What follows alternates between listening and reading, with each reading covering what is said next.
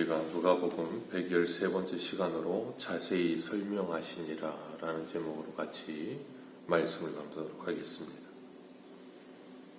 예수님의 무덤을 찾았던 여인들에게 천사들이 말하기를 살아있는 자를 죽은 자 가운데서 찾느냐 하면서 너희에게 어떻게 말씀하셨는지를 기억하라, 그렇게 천사들이 이야기했습니다. 그리고 그 여인들이 그제야 그 말씀을 기억하고 제자들에게도 달려가서 예수님이 살아나셨다고 전하였습니다. 예수님이 살아나셨다고 전하였는데도 불구하고 그들은 그 말을 11절에 있는 것처럼 허탄한 듯 들려 믿지 아니하니라 그랬습니다. 예수님이 살아나셨다고 이야기하고 있는데도 허탄한 말로 들어요. 그러나 베드로와 요한은 무덤에 찾아와서 빈 무덤을 확인하고 집으로 돌아갑니다. 그리고 다른 제자들은 믿지 아니하고 그들 중에 둘은 엠마오라고 하는 마을로 내려가고 있는 중이었습니다. 이 두 사람이 엠마오로 내려가는 중에 그들의 상태가 어떤가 하면 17절 하반절에 보면 두 사람이 슬픈 빛을 띠고 머물러 서더라 그랬습니다.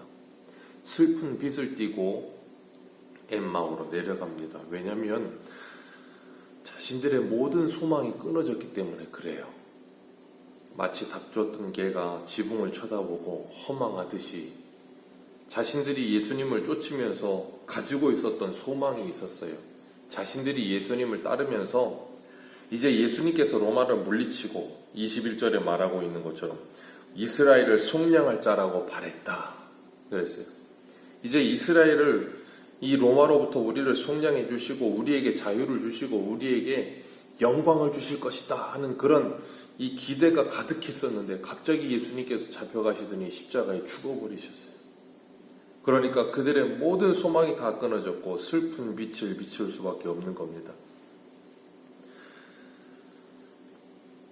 우리들도 이 세상을 살아가면서 우리가 무엇인가 꿈꾸고 소망할 때는 사람이 활력이 있는데 그게 갑자기 딱 끊어져 버리면 마치 에스겔서 37장에 있는 에스겔 골짜기의 마른 뼈들처럼 소망을 잃어버린 사람은 그렇게 되어버려요. 마치 죽은 자와 같죠. 이들이 그렇게 축 처져서 엠마오로 내려가는데 그곳에 예수님께서 찾아오셨어요. 마가복음에 보면 예수님께서 다른 모양으로 그렇게 표현했고 오늘 본문 16절에는 눈이 가리워 그랬습니다. 예수님을 알아보지 못하는 거예요. 예수님을 알아보지 못하는 상태로 그들이 예수님과 함께 엠마오로 걸어 내려가는 겁니다. 그러니까 이 사람들은 왜 슬픈 기색을 하고 있는가? 자신들의 소망이 끊어졌기 때문에 예수님께서 세례 요한의 제자들에게 그런 말씀을 하셨어요. 누구든지 나로 인하여 실족하지 아니하는 자는 복이 있도다 그러셨어요.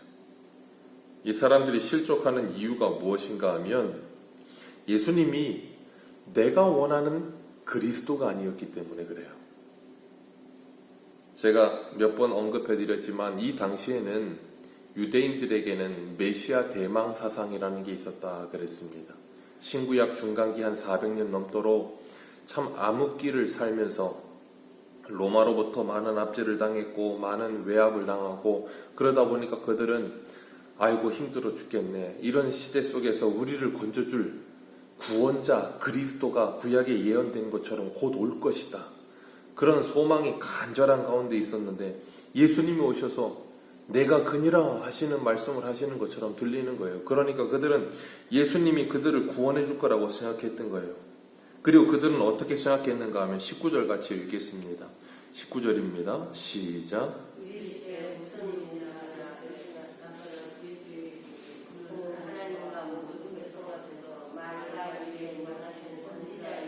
아멘. 예수님을 누구로 알아요? 말과 일에 능하신 선지자. 예수님은 오셔서 왕, 제사장, 선지자, 예수님의 삼직을 감당하셨으니까요. 예수님을 선지자 정도로만 알고 있는 거예요.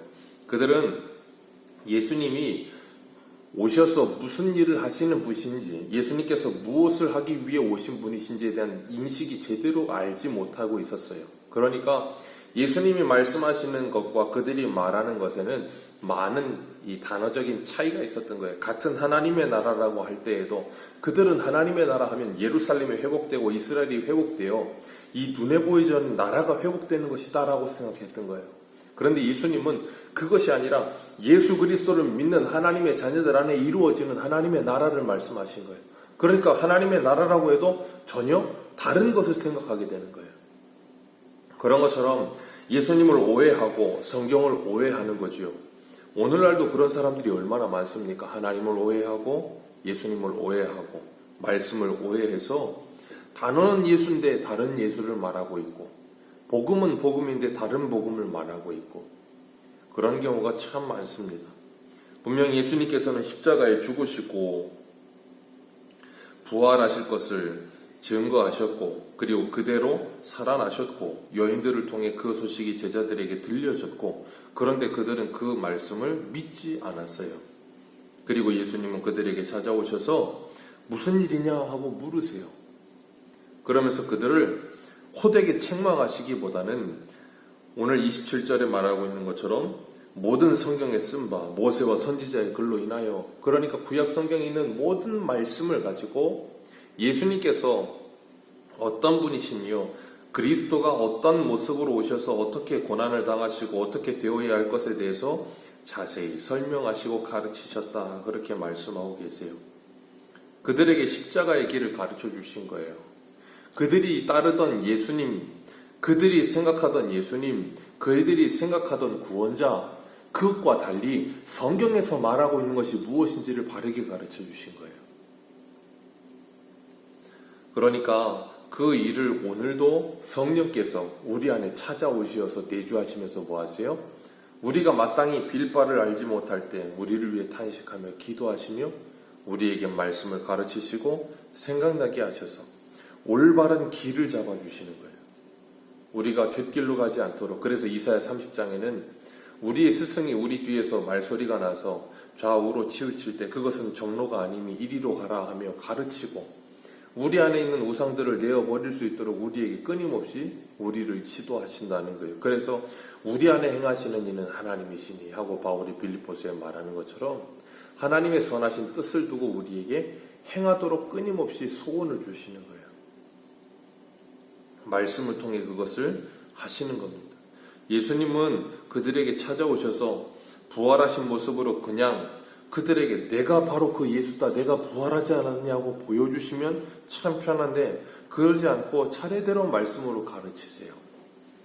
다른 모습으로 찾아오셔서 눈이 가리워져 있는 상태로 그냥 눈을 걷어주시고 눈으로 보게 하시고 확실히 알려주시면 그것보다 빠른 게 어디 있어요. 우리나라에도 속담 중에 백문이 불여 일견이라고 하잖아요. 한번 보여주면 확실한데 예수님은 그러지 않으세요. 그리고 그들에게 말씀을 가르치십니다. 이것이 참 중요한 거예요. 왜 그런가 하면 믿음은 들음에서 나요. 로마서 10장 17절에 말씀하시는 것처럼 믿음은 들음에서 나지 믿음은 봄에서 난다고 말씀하지 않으세요. 우리 생각에는 예수님께서 그냥 부활하신 몸을 한번 보여주시면 그것보다 확실한 게 없다고 생각되고 그러면 믿을 거라고 생각하는데 죽은 나사로가 살아나도 어떻게 해요? 또 죽이려고 들잖아요. 요한복음에 보면 부활하신 예수님께서 제자들이 있는 곳에 찾아오셔서 손에 못자국과 옆구리에 창자국을 보여주셨어요. 만지게 하셨습니다.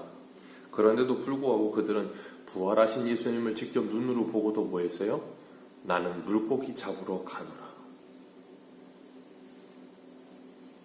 예수님을 직접 눈으로 목격하고도 그들은 뭐예요? 믿지 못하는 거예요. 언제 믿습니까? 사도행전에서 성령이 임하시고 나서야. 그들의 오늘 본문에 있는 16절에 있는 그들의 가리워진 눈이 열려지는 거예요. 우리의 신앙은 체험이 필요합니다. 그러나 우리의 신앙의 체험은 우리의 신앙을 더 견고하게 하기 위하여 필요한 것이지 우리의 신앙을 만들어내지는 못해요. 예수님께서 두 제자에게 물으시기를 너희가 무엇을 이야기하느냐 질문하자 그들이 이야기합니다. 예루살렘에서 일어난 일 모두가 다 아는데 당신 혼자만 알지 못합니까? 라고 그들에게 예수님께 이야기해요. 그러자 예수님께서 19절에 무슨 일이냐? 그랬더니 그들이 예수님에 대해서 쭉 설명합니다. 우리는 이 사람이 이스라엘을 속량할 자라고 바랐노라. 이뿐 아니라 이 일이 일어난 지가 사흘째다. 우리의 신앙생활에 많은 이 신앙의 괴리를 느끼는 것이 바로 21절이에요. 우리는 이 사람이 이스라엘을 속량할 자라고 바랐노라. 엘리사 시대에 아람의 장군이었던 나아만이라는 사람이 있습니다. 그 사람이 문둥병에 걸려 있어요. 그래서 그걸 고칠 요양으로 자기 집에 있던 이스라엘의 세력원 계집 중 하나가 이 예루살렘에 가면, 이스라엘에 가면 그 병을 고칠 만한 하나님의 선지자가 있다는 말을 듣고 이 아람 왕에게 이 허락을 받아서 이스라엘로 찾아옵니다. 그리고 엘리사의 집에 찾아왔는데 엘리사가 나와보지도 않아요. 그리고 종을 시켜서 저 요단강에 가서 몸을 7번 담그라고 시킵니다. 그랬더니 화가 나서 돌아가죠. 화가 나서 돌아가면서 하는 말이 뭐였는가 하면 내 생각에는 그가 나와서 나의 상처를 심상히 만져주고 거기에 안수하여 기도해 주었으면. 그러니까 엘리사는 나와보지도 않고 가서 요단강에 7번 몸을 담궈라 그러는데 나아만은 이 아람에서부터 예루살렘까지, 아람에서 이스라엘까지 찾아오면서 그가 가지고 있던 기대가 있었던 거예요. 야, 그래.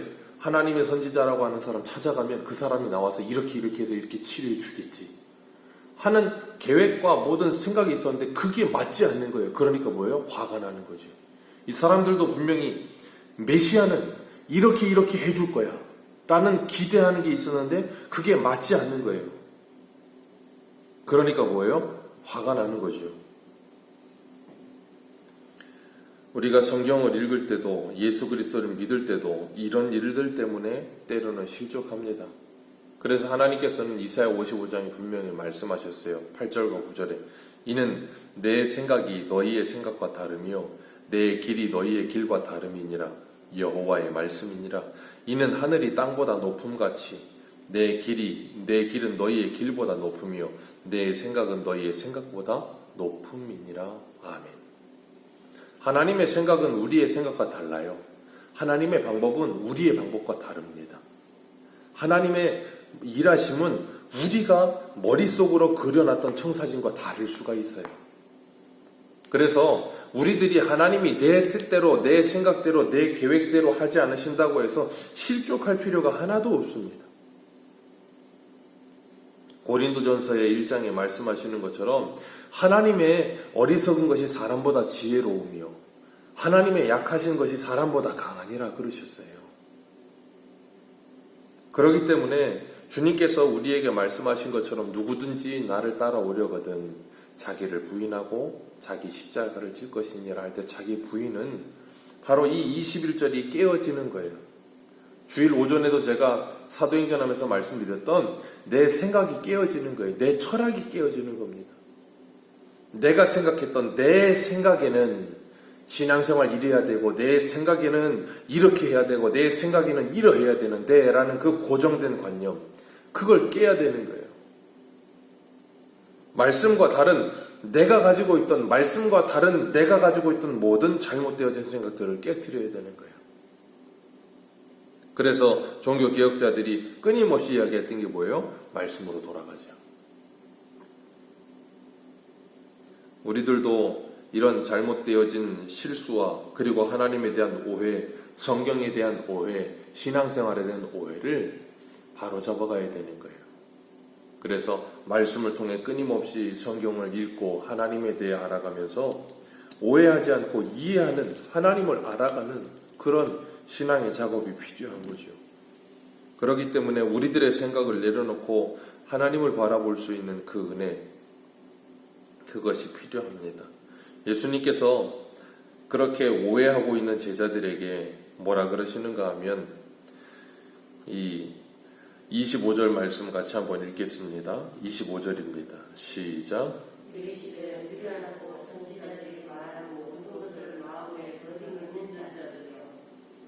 그리스도가 이런 고난을 받고 자기의 영광에 들어가야 할 것이 아니냐. 주님께서 25절에 미련하고 선지자의 말을 더디 믿는 자들이요. 왜 이렇게 못 믿냐? 그 말이에요. 그러면서 그들을 책망하시는 것 같지만 그걸로 끝내지 않으시고 그들에게 모세의 글로부터 시작해서 구약 성경에 있는 모든 말씀을 차례대로 자세히 설명해서 가르쳐 주십니다. 그냥 못 알아들으면 화내시고 그것도 못 믿냐 이 멍청한 놈들하고 끝내시면 될 것 같은데 그러지 않으세요. 그들에게 찾아오셔서 그들을 다시 뭐 하세요? 차례대로 가르쳐 주세요. 마치 구약 성경에 보면 엘리야가 갈멜산에서 바알과 아세라 선지자 850명을 다 때려눕혀놓고 그리고서 내려왔는데도 불구하고 이세벨은 변하지 않고 자기를 죽이겠다고 하니까 무서워서 어떻게 해요? 저 광야에 가서 로뎀나무 밑에 앉아서 나를 죽여주옵소서, 나 무섭습니다. 그리고 누워 자는데 하나님이 천사 보내서 어떻게 하세요?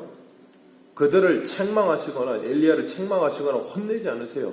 그냥 어루만지시며 그에게 먹을 것을 주셔서 이것을 먹으라 그렇게 말씀하신다고요. 그냥 혼내고 그것밖에 안 되냐? 넌 그것도 못하냐? 그러지 않으세요. 그냥 어루만지시며 그에게 먹을 것을 주세요. 슬픈 기색을 띠며 모든 것이 다 끝났다고 생각하고 절망 가운데서 엠마오로 내려가는 그 제자들에게 왜 그렇게 못 믿느냐? 그걸로 끝내지 않으시고 그들을 어루만지듯이 그들에게 차례대로 말씀을 다시 가르치세요. 예수님은 3년 반 동안 제자들과 함께하면서 하나님의 나라를 전하셨습니다.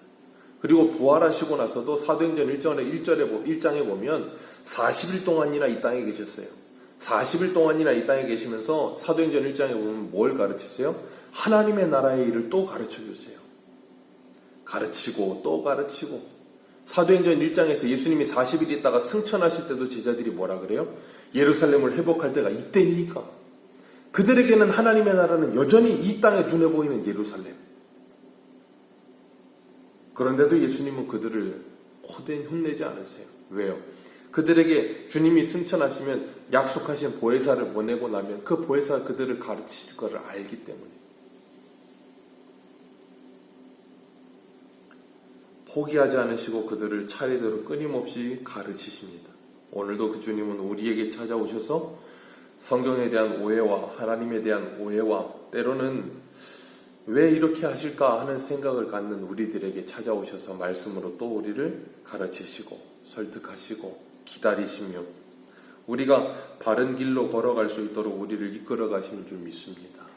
그 하나님의 열심히 그 하나님의 섬김과 수고하심이 오늘 우리를 여기까지 오게 하셨어요. 그 하나님을 바라보면서 우리의 앞으로도 주님께서 우리를 이끌어 가실 것이며 우리를 옳은 길로 걸어가게 하실 것을 믿고 그 하나님 앞에 신뢰하며 그 하나님 말씀 붙들고 우리가 이 신앙의 길을 걸어가면서 우리가 잘못된 길로 걸어갔었다면 하나님의 말씀에 가르침을 받아 올바른 길로 우리의 경로를 수정하여 바른 길 십자가의 길을 걸어가면서 주님 앞에 영광 돌리는 우리 모두가 되시기를 주님의 이름으로 축복합니다. 기도하겠습니다.